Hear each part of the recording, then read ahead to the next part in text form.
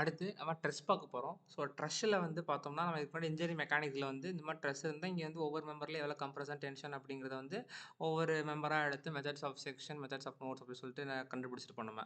So இதில வந்து எப்படின்னா, ஒரு ஆன்சிஸ் சாஃப்ட்வேர்ல ஆன்சிஸ் டூல் சாஃப்ட்வேர் டூல்ல வந்து எப்படி இது சால்வ் பண்ணுது அப்படிங்கிற மாதிரி நம்ம அப்படியே அனலிட்டிக்கலா பண்ண போறோம். ஓகேவா? ஸோ அந்த ஸ்ட்ரெஸ்னா என்ன? அதுக்கு வந்து சிங்கிள் ஸ்ட்ரெஸ் எலிமெண்ட் பார்த்தோம்னா 4 டிகிரீஸ் ஆஃப் ஃப்ரீடம் இருக்கும். ஸோ, இப்போ இந்த ஒரு லிங்க் எடுத்துட்டீங்கன்னா, அது எக்ஸ்லயும் மூவ் ஆகும். ஐ மீன் எக்ஸ்லயும் டிஃபார்ம் ஆகும், ஒய்லயும் டிஃபார்ம் ஆகும். அது மாரி இந்த நோடுல எக்ஸ்லயே ஆகும், ஒய்லயே ஆகும். அப்ப இங்க ஒரு மூவ்மெண்ட், இங்க ஒரு மூவ்மெண்ட், இங்க ஒண்ணு, இங்க ஒண்ணு. அப்ப இதுக்கு வந்து மொத்தம் 4 டிகிரீஸ் ஆஃப் ஃப்ரீடம் இருக்கும். ஓகேவா? So order of stiffness matrix வந்து 4x4ன்னு அர்த்தம். அப்புறம் ஆன்சிஸ்ல வந்து நம்ம என்ன பண்ணுவோம்னா, லிங்க்ன்னு சொல்லுவாங்க. ஸோ அதில வந்து நம்பர் ஆஃப் டிஸ்டன்ஸ் நம்ம குடுக்கும்போது 1 குடுப்போம். ஏன்னா 1ன்னு குடுத்தா அது வந்து ட்ரெஸ்ன்னு எடுத்துக்குது. இப்போ இது வந்து ஆன்சிஸ்ல லேப்ல பண்ணுவோம். இப்ப என்னன்னா, ஃபர்ஸ்ட்டு நம்ம என்ன இது ஸ்டிஃப்னஸ் மேட்ரிக்ஸ் எப்படி இருக்கு? இதில பொறுத்தவரைக்கும் ஸ்டிஃப்னஸ் மேட்ரிக்ஸ் வந்து இதான் ஸ்டிஃப்னஸ் மேட்ரிக்ஸ். இது எப்படி கொண்டு வந்தாங்க? ஆக்சுவலி இது வந்து டெரிவேஷனா பண்ண மாட்டோம் நம்ம. ஸோ ஜஸ்ட் பார்ப்போம். அதுக்கப்புறம் ஸ்ட்ரெஸ் வந்து எப்படி கொண்டு வந்தாங்க மட்டும் பார்க்க போறோம் இந்த வீடியோல. ஸோ இப்ப பார்த்தோம்னா ஆ டெரிவேஷன் ஆஃப் ஸ்டிஃப்னஸ் மேட்ரிக்ஸ். ஆ அது என்ன பண்ணிக்கிறாங்க, ஒரு சிங்கிள் ட்ரெஸ் எலிமெண்ட்ட கன்சிடர் பண்ணிக்கிறாங்க இன் பிளேன் ட்ரெஸ். அதாவது ஒரே ஒரு பிளேன். ஒரு பிளேன்ல ஒரு சிங்கிள் ட்ரெஸ் எலிமெண்ட்ட கன்சிடர் பண்ணியிருக்காங்க வித் நோட் 1, நோட் 2. ஓகேவா? ஸோ இது வந்து பார்த்தோம்னா, லோக்கல் கோஆர்டினேட் சிஸ்டம்னு சொல்றாங்க அத. அதுக்கப்புறம் குளோபல் கோஆர்டினேட் சிஸ்டம்ல கன்சிடர் பண்ணிக்கிறாங்க.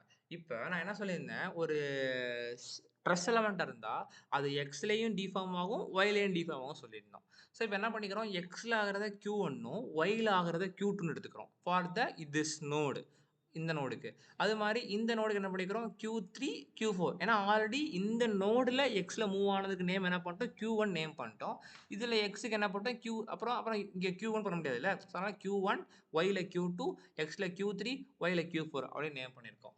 So local coordinate system, global coordinate system. குளோபல்னா மொத்தமா சொல்றோம். ஸோ லோக்கல்னா அந்த இடத்துல இப்படி இருக்கு அந்த மாரி.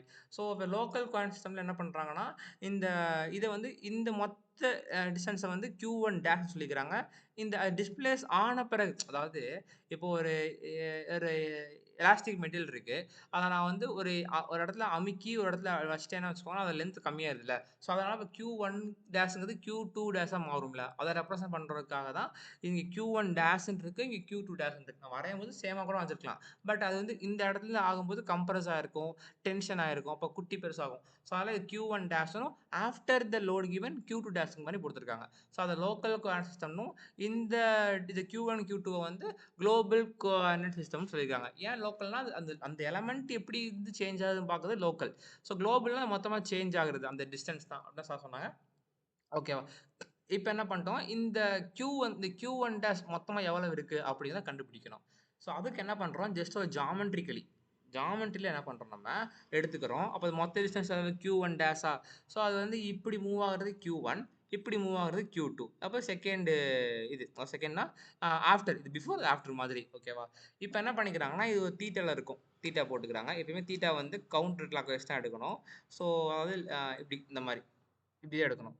அதுக்கப்புறம் என்ன பண்ணிக்கிறாங்க, நம்ம ஜியோமெட்ரிக்கா இப்படி லைன் போட்டுக்கிறாங்க. பெர்பெண்டிகுலர்லி ஒரு லைன் போட்டுக்கிறாங்க. அது போய் இந்த இடத்துல மீட் ஆகுற மாரி. அதுக்கப்புறம் அதே பெர்பெண்டிகுலர் லைன் போட்டுக்கிறாங்க. இந்த இடத்துல மீட் ஆகுற மாரி. இப்ப இங்க டாட்டட் லைன் இந்த இதுக்கு பேரலலா போட்டுக்கிறாங்க. இப்ப நமக்கு என்ன இந்த டிஸ்டன்ஸ் மொத்தமா வேணும். அப்ப இதையும் ஆட் பண்ணா கிடைச்சிருமா? இப்ப நல்லா பார்த்தீங்கன்னா, இது ஒரு ட்ரையாங்கிள். கரெக்ட்டா? அப்ப இங்க தான் 90 டிகிரி இருக்குன்னா, இதுதான் ஹைப்போட்டனஸ். நான் என்ன பண்றேன், காஸ் எடுத்துக்கிறேன். காஸ்க்கு ஃபார்முலா என்னப்பா? ஆமா அட்ஜசன்ட் பை ஹைப்போட்டனஸ் தானே. ஸோ அப்ப அட்ஜசன்ட் என்ன இங்க? இந்த தீட்டாக்கு அட்ஜசன்ட் இது. அப்ப இது எக்ஸ்ன்னு எடுத்துக்கிறேன். ஓகேவா? இப்ப நான் இது எப்படி வச்சுன்னு புரியும். So cos theta is equal to இந்த டிஸ்டன்ஸ நான் எக்ஸ்ன்னு எடுத்துக்கிறேன். அப்ப அட்ஜசன்ட் பை ஹைப்போட்டனஸ் தானே. ஹைப்போட்டனஸோட வேல்யூ என்னது? Q1. அப்ப நான் எத எக்ஸ்ன்னு எடுத்தேன்? இதுதான் எக்ஸ்ன்னு எடுத்தேன். அப்ப இந்த எக்ஸோட டிஸ்டன்ஸ் என்ன? Q1 cos theta. அப்ப இந்த டிஸ்டன்ஸ் Q1 cos தீட்டா. அப்ப இது கிடைச்சிருச்சா? இப்ப இத கண்டுபிடிக்கலாம். இப்ப இந்த ட்ரையாங்கிள மட்டும் எடுத்துக்கோங்க. sin தீட்டா யூஸ் பண்றேன். sin theta is equal to opposite by hypotenuse. கரெக்ட்டா? ஆப்போசிட் என்ன எனக்கு? இது ஆப்போசிட். இந்த தீட்டாக்கு ஆப்போசிட் இது. அப்ப இந்த டிஸ்டன்ஸும், இந்த டிஸ்டன்ஸும் சேம் தானே. நான் ஜஸ்ட் ஒரு ஒய்ன்னு வந்து நேம் பண்ணிக்கிறேன். அவ்வளோதான். எக்ஸ், ஒய்ன்னு கோஆர்டினேட்லாம் போடல. ஒரு நேமிங் தான். ஒய் பை அப்ப எனக்கு எங்க ஹைபாட்னஸ் இருக்கு? சரி இதா இருக்கு. எப்படி கண்டுபிடிப்போம்? 90 டிகிரிக்கு ஆப்போசிட்ல உள்ளது ஹைபாட்னஸ் Q2. அப்ப அந்த டிஸ்டன்ஸ் வந்து பார்த்தீங்கன்னா, Q2 சைன் தீட்டாவா? அதனால இது போட்டேன். அப்ப 2யும் ஆட் பண்ணா Q1 டேஷ் கிடைக்குமா? அவ்வளதான்.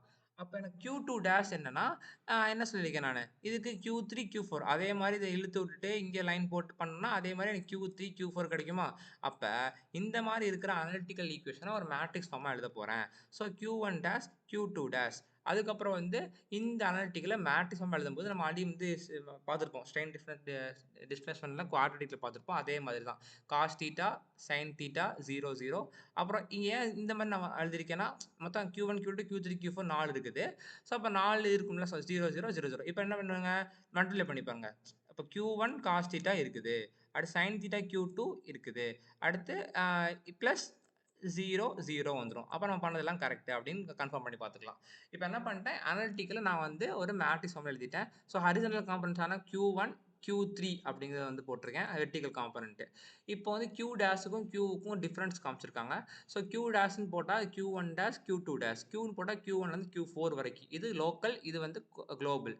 லோக்கல் கோஆர்டினேட் சிஸ்டம்னா எலமென்ட் டிஸ்பிளேஸ்மென்ட். அதாவது எலமென்ட் டிஸ்பிளேஸ்மென்ட் எவ்வளோ இருக்குது? ஆக்சுவலி 2மே எலமென்ட் டிஸ்பிளேஸ்மென்ட் தான்.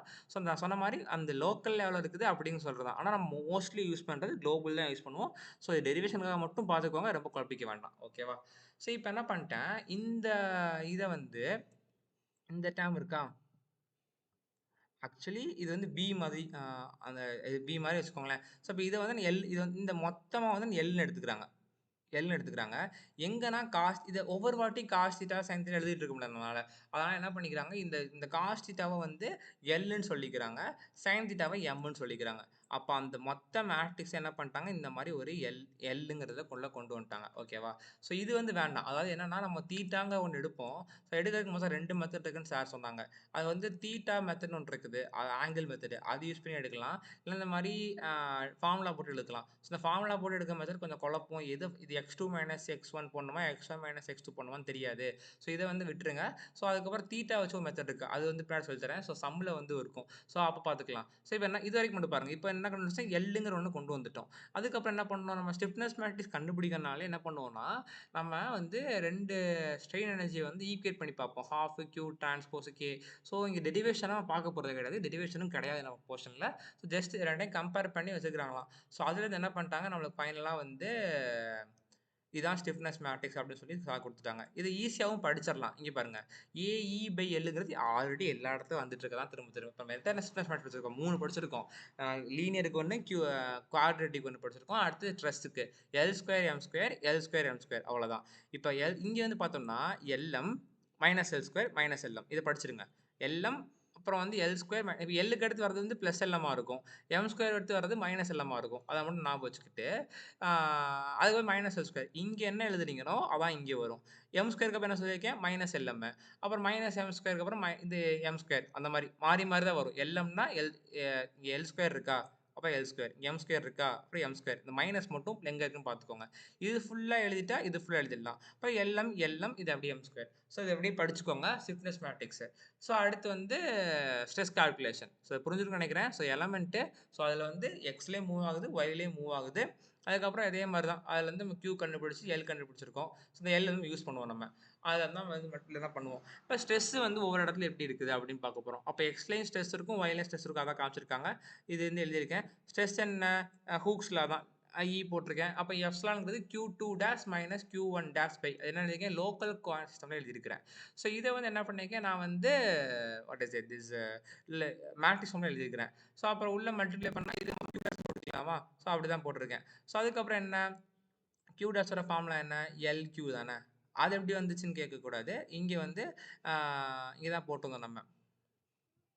Q dash is equal to இது என்ன L இது Qவா? அத தான் போட்டிருக்கேன் நானு. அப்ப மொத்தமா வந்து Q dash LQன்னு போட்டிருக்கேன். நான் மொத்தம் Lக்கு தான் ஃபார்முலா தெரியுமே. இதத்தான் நம்ம காஸ் தீட்டா அது இது போட்டு வச்சிருக்கோமே.